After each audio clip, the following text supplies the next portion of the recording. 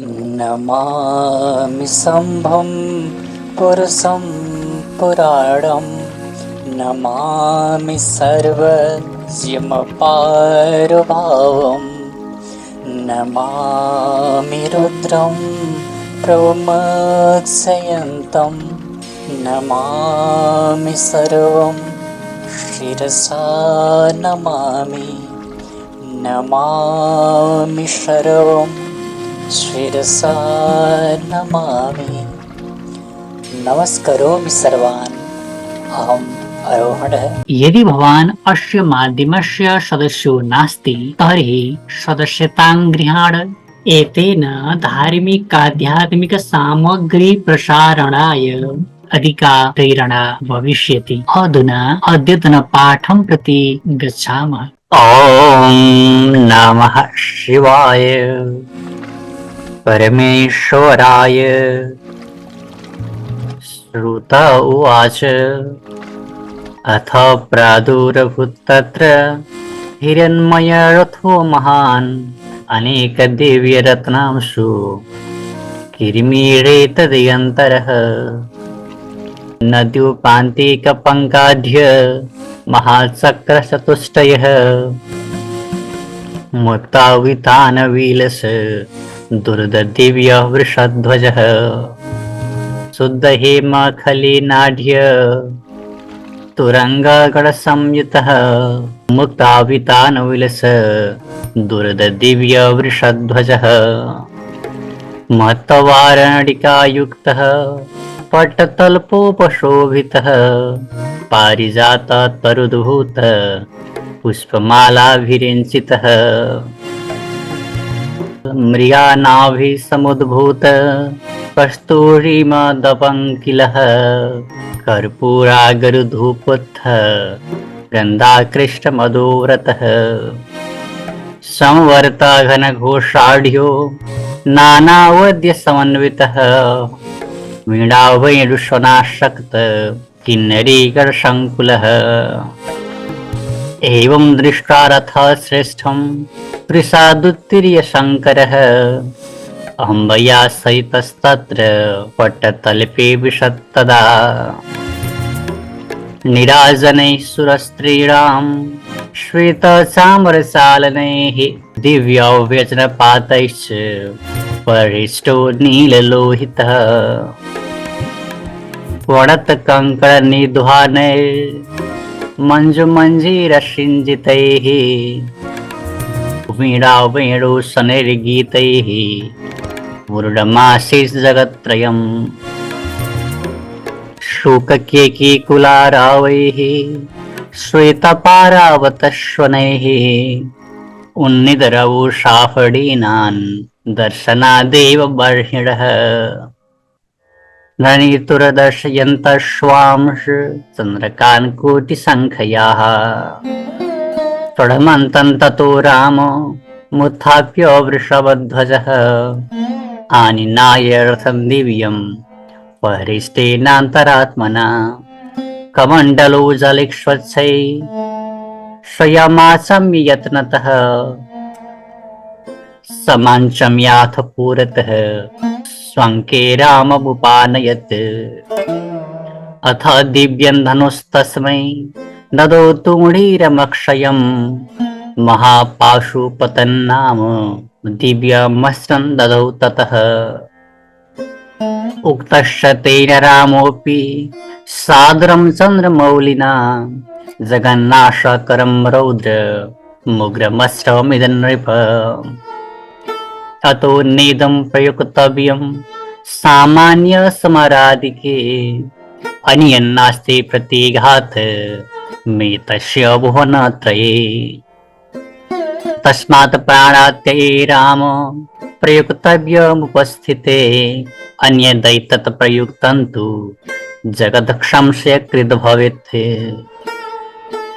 अथाहूयश्रेष्ठाल् लोकपालान् महेश्वरः उवाच परमप्रीतः स्वं स्वमस्त्रं प्रयच्छथ राघवो यञ्च तैस्तत्रे रावणन् हि हनिष्यति तस्मै देवैर्बद्धत्वा मीति दत्तो वरो मया तस्माद् वानरतामित्य भवन्तो युद्धदुर्मदाः साहाय्यमस्य कुर्वन्तु तेन सुस्ता भविष्यथ ददाज्यां शिरसा गृह्य सुराः प्राञ्जलयस्तथा प्रणम्य शरणौ शम्भुः शंसमश्रं ददुर्मुदा नारायणास्त्रं दैत्यारी हरैन्द्रमस्त्रं पुरन्दरः ब्रह्मापि ब्रह्मदण्डास्त्र माग्नेयास्त्रं धनञ्जयः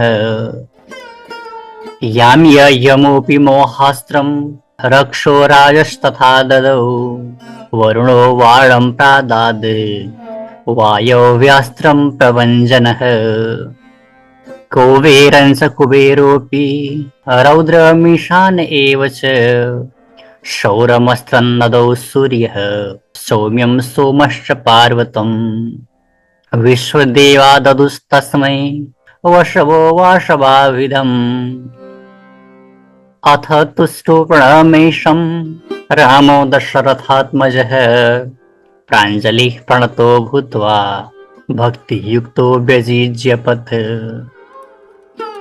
श्रीराम उवाच भगवन्मानुषेणैव नोल्लङ्घ्यो लवणाम्बुधिः तत्र लङ्काभिदन् दुर्गन् दुर्जयन् देवदानवैः अनेककूटयस्तत्र राक्षसा बलवत्तराः सर्वे स्वाध्यायनिरताः शिवभक्ता जितेन्द्रियाः अनेकमाया संयुक्ता बुद्धिमन्तोऽग्निहोत्रिणः अथ मेकाकिना जेया मया भ्रात्रा च संयुगे श्रीमहादेव उवाच रावणस्य वधे राम रक्षसामपि मारणे विचारो न त्वया कार्यस्य तस्य कालोऽयमागतः अधर्मे तु प्रवृत्तास्ते देवब्राह्मणपीडने तस्मादायुक्षयः पातन् तेषां श्रेयरपि सुव्रत राजस्त्रीकामनासक्तं रावणन्ये हनिष्यसे पापसक्तो रिपुर्जेतुं सुकरसमराङ्गणे अधर्मे निरतः शत्रुर्भाग्येनैव हि लभ्यते अधीतधर्मशास्त्रोऽपि सदा वेदरतोऽपि वा विनाशकाले सम्प्राप्ते धर्ममार्गाच्युतो भवेत् पीड्यन्ते देवताः सर्वाः सततं येन पापिना ब्राह्मणा ऋषयश्चैव तस्य नाशः स्वयं स्थितः किष्किन्धानगरे राम देवानामंशसम्भवाः वानरा बहवो जाता दुर्जया बलवत्तराः साहाय्यन्ते करिष्यन्ते तिर्बद्धा च पयोनिधिम् अनेकशैलसम्बद्धे सेतौ यान्तु वलीमुखाः रावणं सगडं हत्वा तामानय निजां प्रियाम् तत्रैर्युद्धे जयो यत्र तत्रास्त्राणि न योजयेत् निरस्त्रेषु अल्पशस्त्रेषु पलायनपरेषु च अस्त्राणि मुञ्चन् दिव्यानि स्वयमेव विनश्यति अथवा किं बहुक्तेन मयैवोत्पादितं जगत् मयैव पाल्यते नित्यं मया सह्रियतेऽपि च अहमेको जगन्मृत्योरपि महीपते ग्रसेऽहमेव सकलं जगदेतच्चराचरम् मम वक्रगताः सर्वे राक्षसा युद्धदुर्मदाः निमित्तमात्रं त्वं भूया कीर्तिमाप्स्यसि संगरे इति श्री पद्मपुराणे ईश्वरगीता सूपनिषत्सु ब्रह्मविद्यायां योगशास्त्रे श्रीशिवराघवसंवादे रामाय वरप्रदानं नाम पंचमोऽध्यायः। श्री सूत जी बोले, इसके उपरांत उस स्थान में एक सुवर्ण का बड़ा रथ प्रादुर्भूत हुआ, जिसकी अनेक रत्नों की कांति से सब दिशा चित्र विचित्र हो गई थी। नदी के किनारे की पंख में, जिसके चारों चक्र स्थित थे, मोतियों की झालर और सैकड़ों श्वेत छत्र से युक्त स्वर्ण के खुरमड़े हुए 4 घोड़ों से सुशोभित, मोतियों की झालर और चंदो वैसे शोभायमान, जिसकी ध्वजा में वृषभ का चिन्ह था, जिसके निकट एक मत्त हस्तिनी चलती थी, जिस पर रेशमी गद्दियां बिछाई थी। 5 भूतों की अधिष्ठात्री, देवताओं से शोभित पारिजात कल्प वृक्ष के फूलों की मालाओं से सज्जित, प्रलय काल के समान शब्दायमान अनेक प्रकार के बाजों से युक्त, वीणा वेणु मधुर बाजे और किन्नरी गणों से युक्त। इस प्रकार के श्रेष्ठ रथ को देखकर ऋषभ से उतर शिवजी पार्वती सहित वस्त्र की शैया वाले उस रथ के स्थान में प्रविष्टित हुए। उसमें देवांगना श्वेत समर और व्यजन के चलाने से शिवजी को प्रसन्न करने लगी। शब्दयमान कंकड़ों की ध्वनि और निर्मल मंजीरों के शब्द वीणा वेणु के गीत से मानो त्रिलोक पूर्ण हो गया। तोतों के वाक्य की मधुरता और श्वेत कबूतरों के शब्द से जगत शब्दयमान हो गया। प्रसन्नता से अपने कण उठाए हुए शिव जी के भूषण रूप शरीर में लिपटे सर्पों को देखकर करोड़ों मयूर प्रसन्न हो अपनी चंद्रका दिखाते हुए नृत्य करने लगे। तब शिव जी प्रणाम करते हुए राम को उठाकर प्रसन्न मन से दिव्य रथ में ले आए और अपने दिव्य कमंडलों के जल से सावधान हो आचमन करे रामचंद्र को आचमन कराए अपनी गोद में वो बैठाया।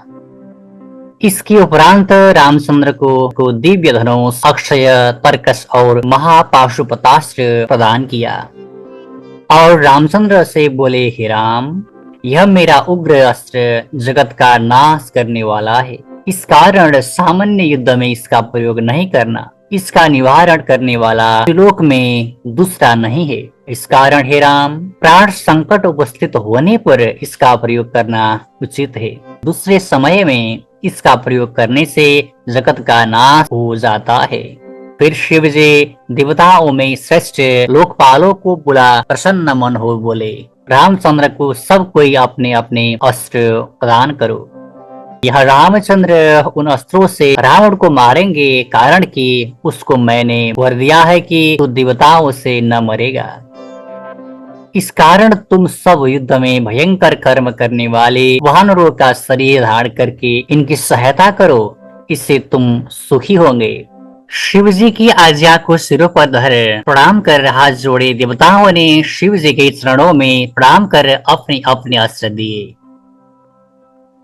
विष्णु ने नारायणास्त्र, इंद्र ने ऐन्द्रास्त्र, ब्रह्मा ने ब्रह्मदंडास्त्र, अग्नि ने आग्नेयास्त्र दिया, यमराज ने याम्यास्त्र, नैऋत्य ने मोहनास्त्र, वरुण ने वरुणास्त्र, वायु ने वायव्यास्त्र, कुबेर ने सौम्यास्त्र, ईशान ने रुद्रास्त्र, सूर्य ने सौरास्त्र, चंद्रमा ने सौम्यास्त्र, विश्व देवा ने पार्वतास्त्र, 8 वसुओं ने वासवास्त्र प्रदान किया।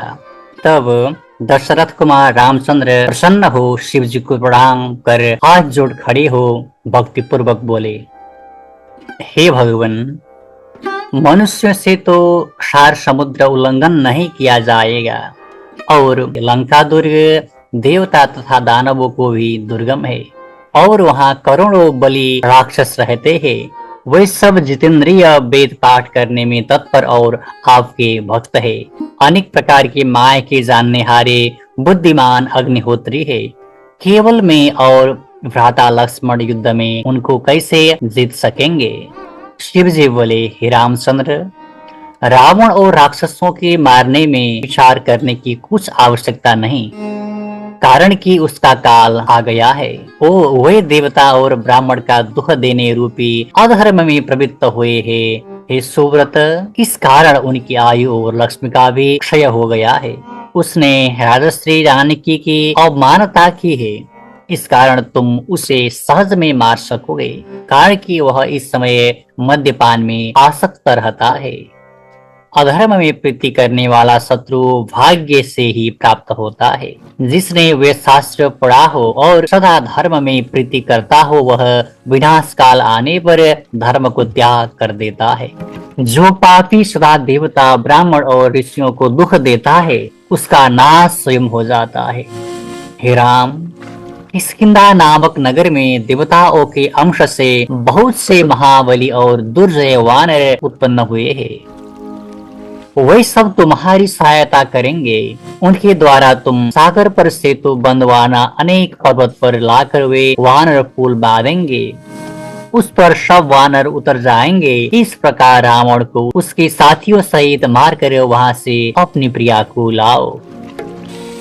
जहाँ संग्राम में शस्त्र से ही जय प्राप्त होने की संभावना हो वहाँ अस्त्रों का प्रयोग न करना, और जिनके पास अस्त्र नहीं है अथवा थोड़े शस्त्र है तथा जो भाग रहे ऐसे पुरुषों के ऊपर दिव्यास्त्र का प्रयोग करने वाला स्वयं नष्ट हो जाता है। बहुत कहने से क्या है, यह संसार जो मेरा ही उत्पन्न किया है, मैं ही इसका पालन और मैं ही इसका संहार करता हूँ। मैं ही एक जगत की मृत्यु का भी मृत्यु स्वरूप हूँ। हे राजन, मैं ही इस चराचर जगत का भक्षण करने वाला हूँ।